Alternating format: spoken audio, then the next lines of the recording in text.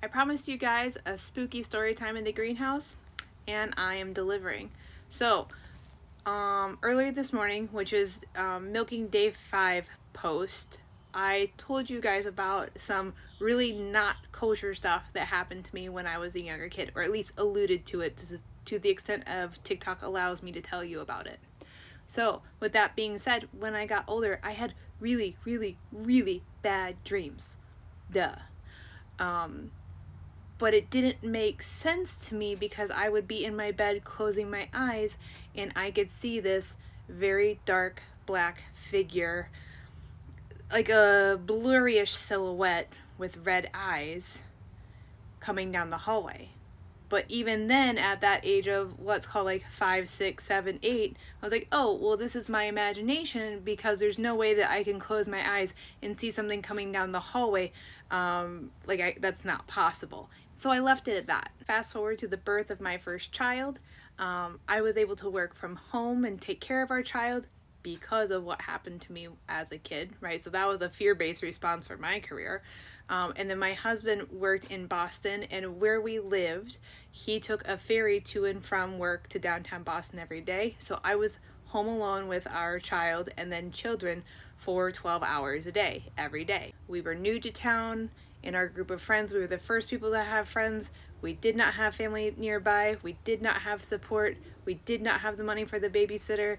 It was just me alone with them all day long. And really, honestly, that was good, except for the super scary black figure with the red eyes came back. Now, at this point in my life, I was in my mid to late 20s. I assumed that this was some sort of postpartum depression or postpartum psychosis. Again, equally as scary because we have no family, we have no money for a babysitter, we have nothing. So if I get shipped off to the loony bin hotel, then who's going to take care of our kids? It wasn't a good situation. This figure would always be outside of our house, and our front door had panes of glass, but you couldn't see the bottom half. This figure would stand at the end of our sidewalk, and it looked like it had like a hat, so it's kind of like I could see the silhouette, but if you crossed your eyes, then it's kind of blurry, is how it presented itself. And I knew this figure was only there for me. It was not going to hurt my kids. It was not going to hurt our dogs. It was only there to take me. I told myself, this is all in my head. This isn't real. I don't believe in any of this stuff. But still, when our kids were baby crawling, just barely walking, I would make sure to put them in places like a playpen or a crib or somewhere safe so that if something happened to me because of that figure, when my husband came home, the kids would be safe. They wouldn't be by stairs or be able to get into anything that was dangerous. That is to the point of it was part of my everyday life.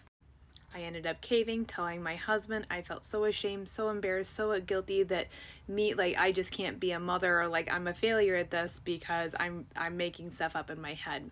So we devised a system to get through it. I made sure to tell him anytime I saw this figure, and we realized it was connected to stress. Anytime I was like to the max stress, this figure would appear.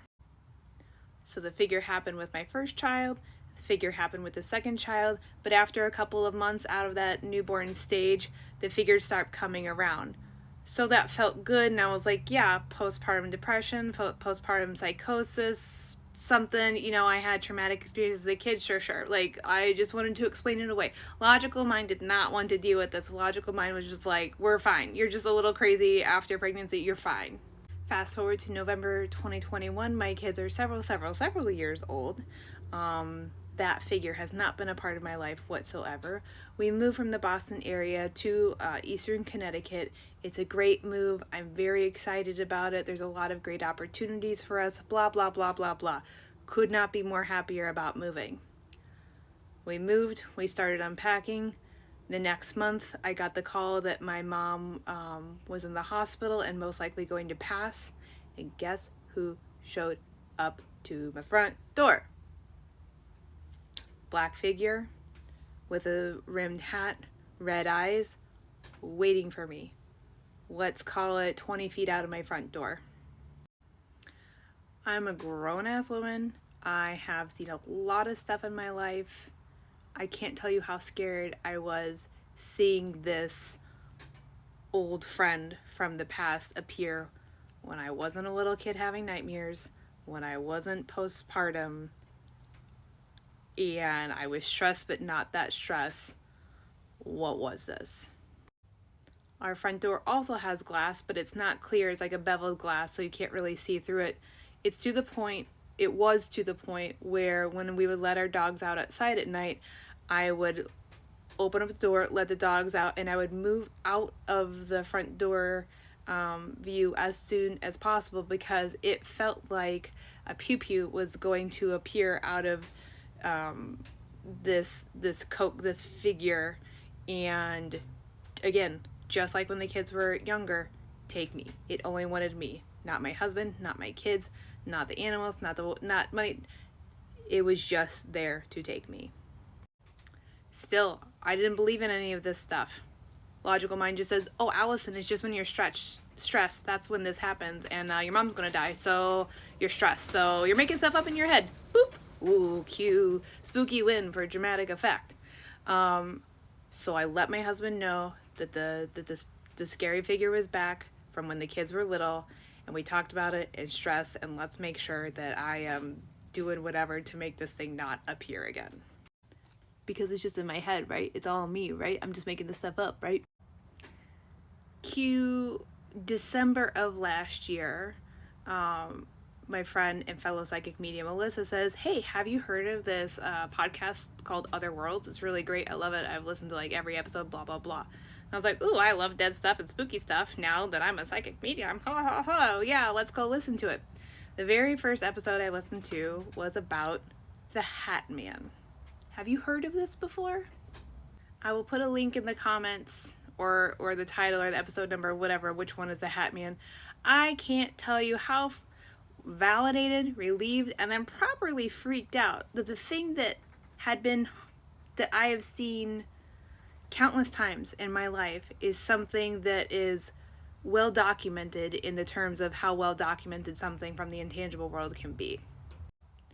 So what I learned from listening to that podcast episode from Otherworld and looking back on all of my Hatman visits, also I can't believe that some people take a bunch of Benadryl to like try and make this guy like summon or whatever, because you don't, no thank you. What I realized, the pattern that I recognize is when, yes, high stress is true, but when we are in a high stress situation, we are vulnerable. We are very vulnerable for these lower vibrational, dense energies to prey upon us. I don't want to use the word prey. It's like they want to take advantage of our situation. We are open and we are vulnerable, and they want to get in. The Hatman, I saw him a couple of times in 2021 when my mom was about to die, super definitely gonna die, and then she ended up not dying till 2023. Once that didn't happen, Hatman went away. I have not seen a Hatman since. I do not expect to see him ever again because I am not down here. I'm not vibing down here like I used to. I'm only going upward. So that is part of the reason, one of the many reasons why I like to be joyful, look on the brighter side of things, just be like, I know what happens when I go this way is not good, so I'm gonna go this way, and so far that's been pretty cool. It's a pretty solid way to live. I hope you enjoyed. I think there's a website about documentation of Hatman experiences and sightings and stuff too, so I'll put that in the comments. If you like the extra spooky thing, that's for you. If not, don't look at it. Okay, bye.